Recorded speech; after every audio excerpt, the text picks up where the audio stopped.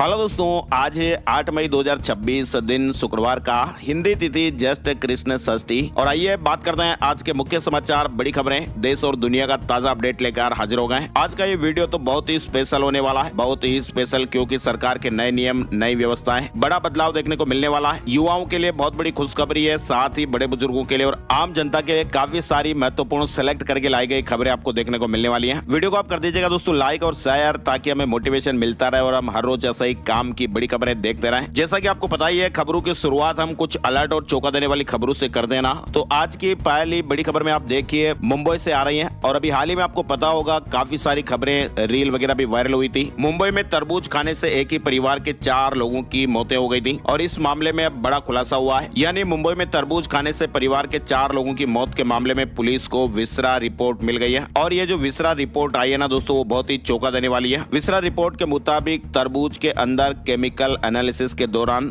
Zinc phosphide पाया गया। Zinc phosphide का मतलब होता है चूहे मारने की दवा बनाने में इसका उपयोग होता है। विसरा जांच के लिए मृतक के पेट के भीतर से भी सैंपल लिया जाता है और इससे यह साफ होता है कि ये मामला जहरीले पदार्थ से तो जुड़ा हुआ है या नहीं। मृतकों ने जिस तरबूज का सेवन किया था, विसरा जांच में तरबूज के अंदर जिंक फास्फाइड मिला है। हालांकि अब तरबूज में ये जिंक फास्फाइड कहां से आया, ये पुलिस की जांच में सामने आएगा। लेकिन जो सबसे बड़ा अपडेट विसरा रिपोर्ट को लेकर ऑफिशियल रिपोर्ट सामने आई, आप देखिए। पिछले महीने जो मुंबई में एक ही परिवार के 4 सदस्यों की तरबूज खाने से जान नहीं गई थी, बल्कि उस तरबूज के अंदर जिंक फास्फाइड था, जो आमतौर पर चूहे मारने वाली दवा में इस्तेमाल होने वाला एक केमिकल है। बताया गया कि ये केमिकल 4 लोगों के विसरा सैंपल में पाया गया। अब ये दोस्तों जांच का विषय है कि आखिर तरबूज में ये चीज कहां से आ गई। पुलिस ने यह पता लगाने के लिए जांच शुरू कर दी है कि क्या परिवार के सदस्यों ने खुद ही अपने खाने में चूहे मारने वाला ये जहर मिलाया था या फिर इसमें किसी और की साजिश शामिल थी। पुलिस अब इस समय इन्हीं सवालों के जवाब तलाश रही है, जांच जारी है। दूसरी अपडेट खबर आप देखिए, इंदौर के सांवेर उज्जैन रोड पर 2 करोड़ 83 लाख रुपए मिले। 3 बैग में ये पैसा रखा हुआ था। 500 के नोटों की गड्डियों के बीच रंगीन कागज भरे हुए थे। सीसीटीवी की तलाश की जा रही है। यानी सांवेर उज्जैन रोड पर गुरुवार सुबह पुलिस ने 3 संदिग्ध बैगों से करीब 500 रुपए के नोटों की 566 गड्डियां बरामद की हैं। शुरुआती जांच में तो ये नोट अब असली जैसे दिखाई दे रहे हैं। हालांकि पुलिस ने अब उनकी सत्यता की पुष्टि के लिए जांच शुरू कर दी है। इधर मध्य प्रदेश के बड़वानी में आप देखिए, 3 सरकारी डॉक्टर रिश्वत लेते पकड़ाए गए हैं। इनमें एक लेडी डॉक्टर भी शामिल है। मरीजों को प्राइवेट लैब में भेजकर ये 50% कमीशन ले रहे थे। इंदौर लोकायुक्त ने अरेस्ट किया है। मध्य प्रदेश के बड़वानी जिले के राजपुर सामुदायिक स्वास्थ्य केंद्र में इंदौर लोकायुक्त की टीम ने गुरुवार को एक छापेमारी की। 3 डॉक्टरों को रिश्वत लेते रंगे हाथों गिरफ्तार किया गया। मरीजों को लैब में भेजने के बदले ये 50% कमीशन लेते पकड़े गए। इधर भोपाल में एक डॉक्टर नकली नोट की सप्लाई कर रहा था।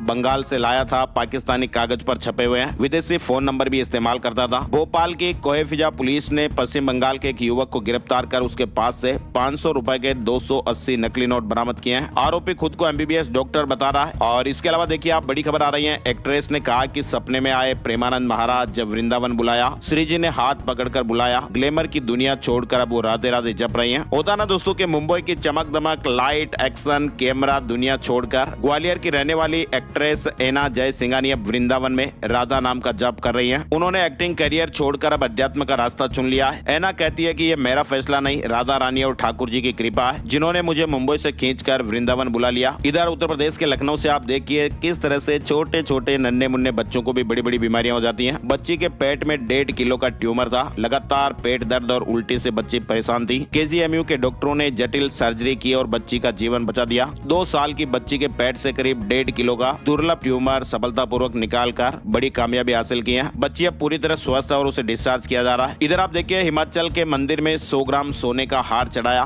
महाराष्ट्र से आए श्रद्धालुओं ने कहा कि मां की कृपा से मन्नत पूरी हुई। हिमाचल प्रदेश के कांगड़ा जिला के माता ब्रजेश्वरी मंदिर में एक श्रद्धालु ने 100 ग्राम सोने का हार चढ़ाया है। महाराष्ट्र के पुणे से आए श्रद्धालु ने यह हार भेंट किया और इसकी कीमत लगभग 16 लाख रुपए बताई जा रही है। इधर आप देखिए, महाराष्ट्र से बड़ी चौंका देने वाली खबर। महाराष्ट्र के नांदेड़ में पुलिस ने एक बड़ी कार्रवाई करते हुए लाखों रुपए के घातक हथियारों का एक जखीरा बरामद किया है। घर से मिले 4000 से अधिक तलवारें और खंजर। हथियारों का जखीरा देखकर पुलिस भी दंग रह गई है। महाराष्ट्र से जुड़ी ये खबर है। चलिए अब काम की खबरों के अपडेट में आप देखिए, वेटिंग टिकट कंफर्म होगा या नहीं, एआई आपको बताएगा। रेलवे 40 साल पुराना रिजर्वेशन सिस्टम बदल रहा है। अगस्त से ही हाईटेक मॉड्यूल पर ट्रेनें शिफ्ट हो जाएगी। यानी दोस्तों, भारतीय रेलवे अपने 40 साल पुराने पैसेंजर रिजर्वेशन सिस्टम यानी पीआरएस को पूरी तरह बदलने जा रहा है। नया सिस्टम एआई की मदद से ये बताएगा कि वेटिंग टिकट कंफर्म हो जाएगा या नहीं। दरअसल रेल मंत्री अश्विनी वैष्णव ने सोमवार को अधिकारियों के साथ बैठक भी की थी और अगस्त से ही ट्रेनों को नए अपग्रेड सिस्टम पर शिफ्ट करने के निर्देश दिए थे। ये तो आपको पता ही है कि वर्तमान रिजर्वेशन सिस्टम जो है ना दोस्तों रेलवे का, वो 1986 में शुरू हुआ था और पिछले 40 सालों में इसमें कई छोटे मोटे बदलाव किए गए, लेकिन अब इसे लेटेस्ट टेक्नोलॉजी की मदद से पूरी तरह से एकदम नया किया गया ताकि इसकी क्षमता बढ़ाई जा सके।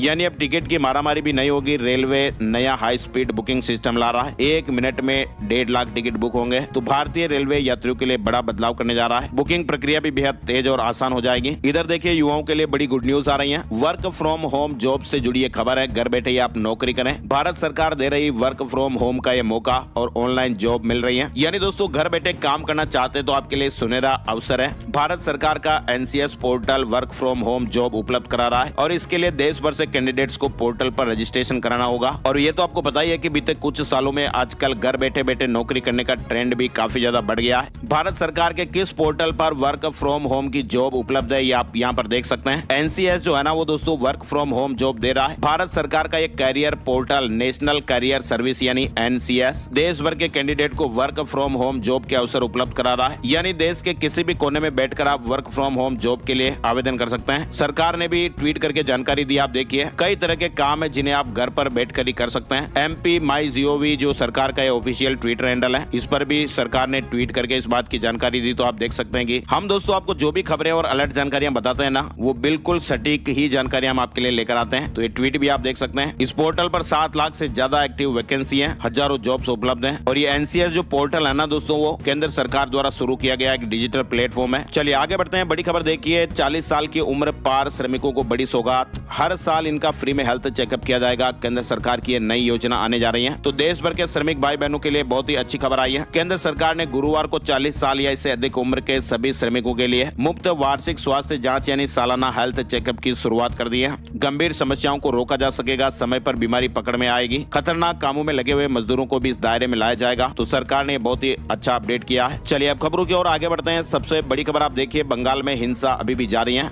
अब हावड़ा में बमबाजी में 2 बीजेपी कार्यकर्ता घायल हो गए। विरोध में शिवपुर थाने का भी घेराव हो गया। कुल मिलाकर दोस्तों पश्चिम बंगाल चुनाव परिणाम के बाद ही राज्य में राजनीतिक हिंसा काफी बढ़ गई है। हावड़ा के शिवपुर में बमबाजी से बीजेपी कार्यकर्ता घायल हुए। चुनाव बाद हिंसा में अब तक 5 लोगों की जानें जा चुकी हैं, जिससे सियासी पारा भी गरमाया हुआ है। पश्चिम बंगाल विधानसभा चुनाव में बीजेपी की जीत हुई और राज्य की सत्ता में परिवर्तन हो रहा है। सत्ता में बदलाव के बीच पिछले कुछ दिनों से बंगाल राज्य के अलग अलग हिस्सों से लगातार हिंसा की खबरें भी सामने आ रही हैं। कल ही आपने देखा होगा बीजेपी नेता शुवेंदु अधिकारी के पीए की जान ले ली गई और बीजेपी नेता शुवेंदु अधिकारी ने गुरुवार को कहा कि उनके पीए की हत्या इसलिए हुई क्योंकि उन्होंने ममता को हराया है। चंद्रनाथ हत्याकांड में हमलावरों ने 7 किलोमीटर तक उनका पीछा किया था, फिर गोलियां मारी। शुवेंदु अधिकारी बोले कि मैंने ममता को हराया इसलिए पीए की हत्या हो गई। ये 15 साल के महाजंगल राज का नतीजा है। पीए की हत्या पर शुवेंदु ने कहा कि बीजेपी सब ठीक करेगी। और इधर बड़ी खबर आप देखिए, खत्म हुआ ममता राज। राज्यपाल ने पश्चिम बंगाल विधानसभा भंग कर दी है और ऐसे में अब नई सरकार के गठन का रास्ता साफ हो गया है। पश्चिम बंगाल के राज्यपाल ने बड़ा कदम उठाते हुए विधानसभा को भंग कर दिया है और इसी के साथ ही अब अगले कुछ दिनों में नए मंत्रिमंडल का शपथ ग्रहण होगा। विधानसभा का सत्र भी शुरू होगा। अब बंगाल में नई सरकार के गठन का रास्ता साफ हो गया है। और इधर आप देखिए तमिलनाडु में अलग ही माहौल चल रहा है। विजय को दूसरी बार गवर्नर ने लौटाया।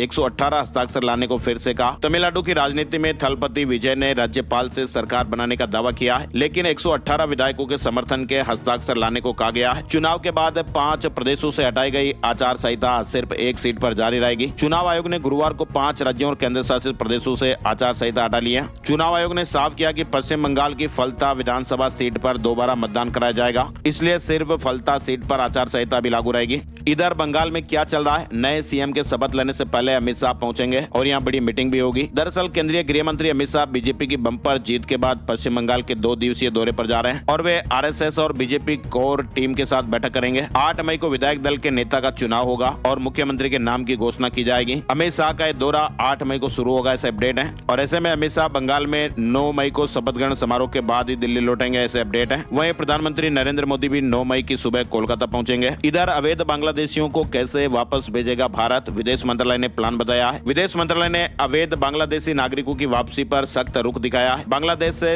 लंबित नागरिकता सत्यापन मामलों में तेजी लाने का आग्रह किया। प्रवक्ता रणधीर जायसवाल ने कहा कि भारत अवैध प्रवासियों को कानून के तहत वापस भेजेगा। इधर बिहार से बड़ी खबर आप देखिए, सम्राट कैबिनेट नीतीश के बेटे समेत 32 मंत्री बने। सम्राट चौधरी के सीएम बनने के 22 दिन बाद गुरुवार को कैबिनेट का विस्तार हुआ। मेगा इवेंट में नीतीश के बेटे निशांत कुमार समेत 32 मंत्री सम्राट कैबिनेट में शामिल हुए हैं। नई कैबिनेट में बीजेपी से 15, जेडीयू से 13, एलजेपी आर से से 2, HAM और RLM से एक मंत्री हैं। 32 लोगों ने शपथ ली है और इसके साथ ही सम्राट कैबिनेट में कुल 34 मंत्री हो चुके हैं। समारोह में पीएम मोदी भी शामिल हुए हैं। सीएम सम्राट ने गृह विभाग अपने पास रखा है। नीतीश कुमार जी के बेटे निशांत को स्वास्थ्य, विजय सिन्हा संभालेंगे कृषि मंत्रालय। विभागों का बंटवारा भी हो गया है। और इधर आप देखिए केरल में विपक्ष को लेकर गहमा-गहमी का माहौल बना हुआ है। विजयन के नाम पर सहमति नहीं, ऐसे अपडेट है। केरल में विपक्ष के नेता पद पर CPM पिनाराई विजयन का समर्थन कर रही है, हालांकि ये औपचारिक नहीं हुआ है। इधर बड़ी खबर आप देखिए, सऊदी अरब का अमेरिका को एयर स्पेस देने से इंकार हो गया है। अमेरिका ने 4 मई को हॉर्मुज स्ट्रेट में जहाजों की आवाजाही शुरू करने के लिए प्रोजेक्ट फ्रीडम शुरू किया था। हालांकि एक दिन बाद ही ट्रंप ने इसे रोकने का आदेश भी दे दिया। तब डोनाल्ड ट्रंप ने कहा था कि पाकिस्तान के कहने पर उन्होंने ये ऑपरेशन रोका है, लेकिन अब हकीकत अलग सामने आ रही है। अब ये दावा किया जा रहा है कि सऊदी अरब की वजह से अमेरिका को ये कदम उठाना पड़ा। NBC न्यूज के मुताबिक सऊदी अरब ने इस मिशन में शामिल अमेरिकी विमानों को अपने एयर स्पेस और एयरबेस के इस्तेमाल की इजाजत देने से इंकार कर दिया। इधर कनाडा को छोड़कर अलग देश बन सकता है अल्बर्टा। अक्टूबर में वोटिंग संभव है। अलगाववादियों ने 3 लाख हस्ताक्षर जुटाए हैं। कनाडा के पश्चिमी प्रांत अल्बर्टा को अलग देश बनाने की मांग और ज्यादा तेज हो गई है। अलगाववादी नेताओं के मुताबिक उन्होंने करीब 3 लाख हस्ताक्षर चुनाव अधिकारियों को सौंपे हैं, जबकि इसके लिए 1,78,000 दस्तखत की जरूरत थी। इधर सबरीमाला केस से जुड़ा अपडेट आया। सुप्रीम कोर्ट ने कहा कि हर धार्मिक प्रथा को चुनौती गलत है, इससे धर्म और समाज दोनों टूट जाएंगे। अदालतों में सैकड़ों केस आएंगे। चीन के 2 पूर्व रक्षा मंत्रियों को मौत की सजा सुनाई गई है। भ्रष्टाचार मामले में वेई फेंगे और ली सांगमफू दोषी करार हैं। पूरी प्रॉपर्टी भी जब्त कर ली गई है। चीन ने भ्रष्टाचार के मामलों में 2 पूर्व रक्षा मंत्री को मौत की सजा सुनाई है। सरकारी समाचार एजेंसी सिन्हुआ के मुताबिक दोनों को पहले 2 साल जेल में रखा जाएगा। अगर वे 2 साल तक कोई नया अपराध नहीं करते हैं तो सजा को आजीवन कारावास में बदला जा सकता है। इधर ईरान के विदेश मंत्री ब्रिक्स के लिए भारत आ सकते हैं। 14 और 15 मई को बैठक होने वाली है। पश्चिम एशिया में जारी तनाव के बीच ईरान के विदेश मंत्री अब्बास अरागची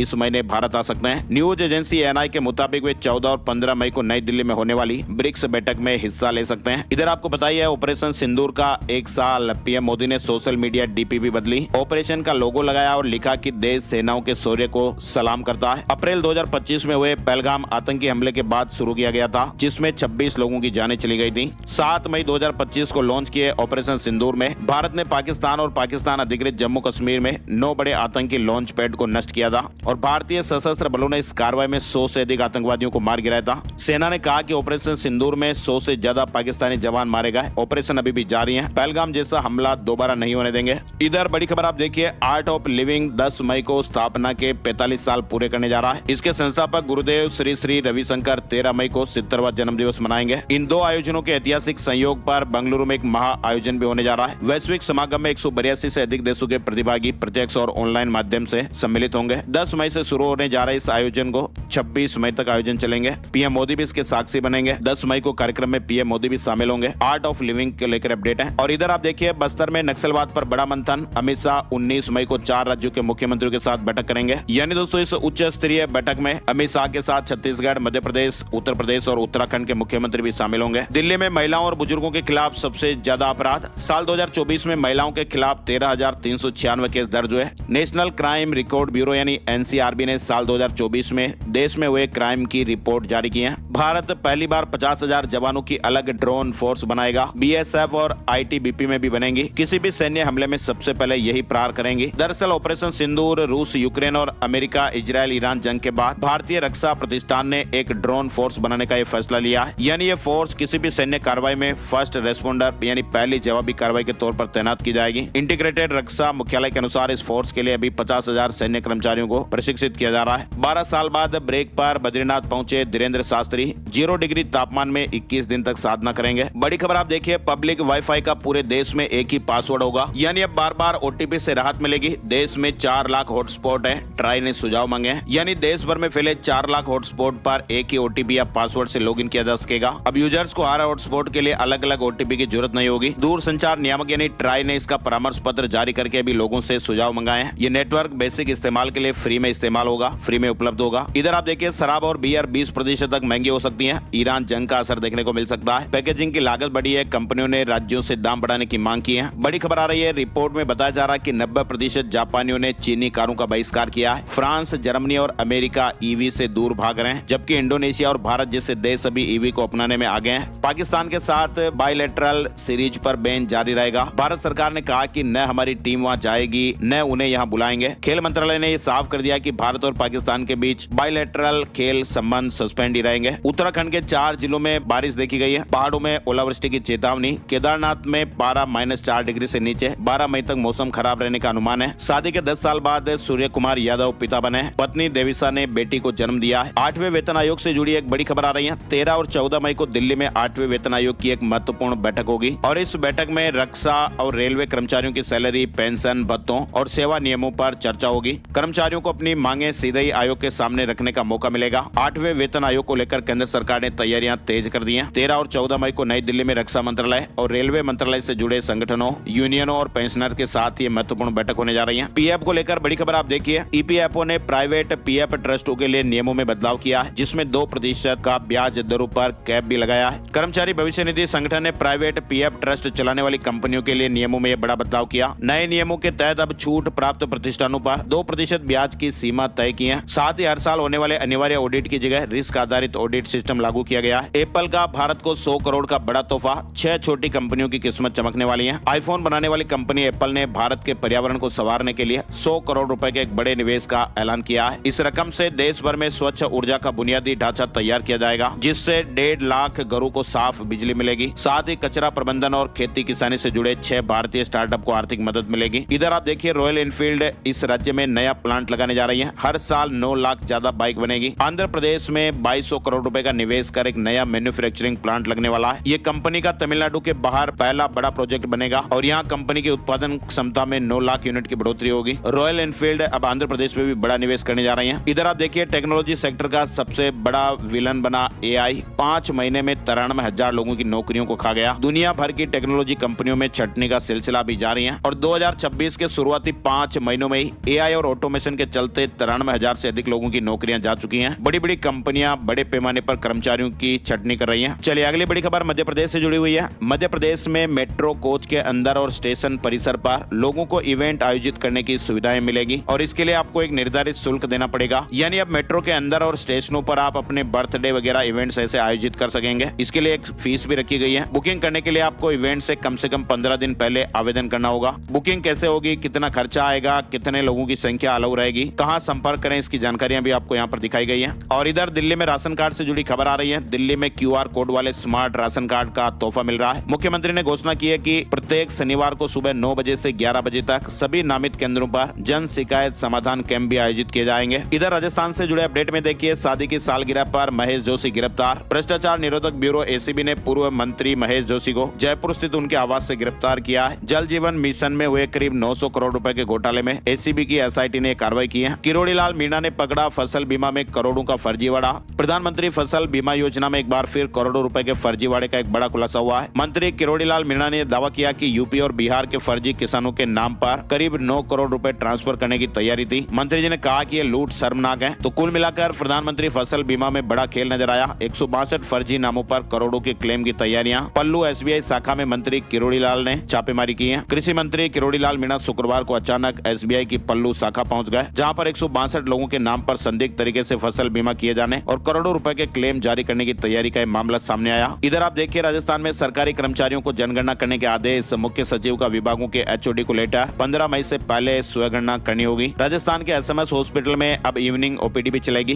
प्रिंसिपल सेक्रेटरी ने मरीजों की भीड़ देखते हुए निर्देश दिए हैं। राजस्थान के अजमेर में 184 भूखंडों की ई नीलामी होगी। बोली शुरू हो गई है। 15 दिन में पूरे भुगतान पर 2% छूट भी मिलेगी। इधर राजस्थान के भरतपुर में आप देखिए, शादी में मेहमान बनकर घुसा, 16 लाख रुपए की ज्वेलरी पार कर गया। पहले वो आराम से आया, नाश्ता किया, फिर 1.5 घंटे तक घूमा फिरा, रेकी वगैरह की। नए कपड़े पहनकर एकदम शादी में मेहमान की तरह वो आया। 16 लाख रुपए की ज्वेलरी पार करके भाग गया। इधर स्कूटी कैश योजना से जुड़ी खबर आ रही है। राजस्थान में उच्च शिक्षा विभाग ने कालीबाई भील मेधावी छात्रा स्कूटी योजना और देवनारायण छात्रा स्कूटी योजना में बड़ा बदलाव किया है। अब हर छात्रा को स्कूटी के बजाय सीधे ही खाते में 70,000 रुपए दिए जाएंगे। इसके अलावा देखिए, आप राजस्थान में उदयपुर समेत प्रदेश भर के सरकारी विभागों में गलत तरीके से वेतन ले रहे कर्मचारियों और गलत फिक्सेशन करने वाले अधिकारियों पर अब गाज गिरना तय है। राज्य कर्मचारियों के पे फिक्सेशन की फिर से गहन जांच की जाएगी। गलत भुगतान मिला तो फिर अधिकारियों से वसूली हो सकती है। राजस्थान के जैसलमेर में आप देखिए, सांप ने युवक को 3 बार डसा, पूंछ पकड़कर जमीन पर पटका। 8 दिन वेंटिलेटर पर रहने के बाद आखिरकार युवक की जान चली गई है। इधर राजस्थान के सीकर से खबर आ रही है। ड्यूटी के दौरान एक BSF जवान की हार्ट अटैक से जान चली गई। सीकर में व्यापारियों ने प्रतिष्ठान भी बंद रखे। मध्य प्रदेश भोपाल से देखिए आप, भोपाल निगम की 8 मंजिला बिल्डिंग, एक ही जगह पर सब कुछ। CM ने लोकार्पण कर दिया है। तुलसी नगर सेकंड स्टॉप पर भोपाल नगर निगम का नया मुख्यालय तैयार है और ये अटल भवन के नाम से जाना जाएगा। यहाँ एक ही छत के नीचे पूरी नगर सरकार होगी। अब तक नागरिकों को अलग अलग कामों के लिए शहर के कई हिस्सों में जाना पड़ता था। गुरुवार को मुख्यमंत्री डॉक्टर मोहन यादव ने इस भवन का उद्घाटन कर दिया है। मध्य प्रदेश में पॉलिटेक्निक कॉलेज में रजिस्ट्रेशन की आखिरी तारीख 29 मई। कॉलेज में भी एडमिशन प्रोसेस शुरू हो गई है। खंडवा में एक आरओ वाटर कारोबारी की हार्ट अटैक से जान चली गई। कार से लौटते वक्त सीने में दर्द उठा, हॉस्पिटल पहुंचने से पहले ही जान चली गई। मध्य प्रदेश में भी आप देखिए बिजली बिल घटाने के लिए लोग बाग रूफटॉप सोलर लगा रहे हैं। मध्य प्रदेश में अब तक 1,20,000 घरों में छतों पर प्लांट लगाए गए हैं। छत्तीसगढ़ में आप देखिए 1 करोड़ की प्रॉपर्टी पर 3 लाख बचत। महिलाओं के नाम रजिस्ट्री पर छूट मिलनी शुरू हो गई है। दरअसल छत्तीसगढ़ सरकार ने पिछले महीने कैबिनेट की बैठक में महिलाओं के नाम पर रजिस्ट्री कराने पर पंजीयन शुल्क में 50% की छूट की घोषणा की थी। गुरुवार को सॉफ्टवेयर अपडेट हो गया और महिलाओं के नाम रजिस्ट्री कराने पर पंजीयन शुल्क 4% की जगह 2% ही लगेगा। सैनिकों को रजिस्ट्री पर 25% की छूट।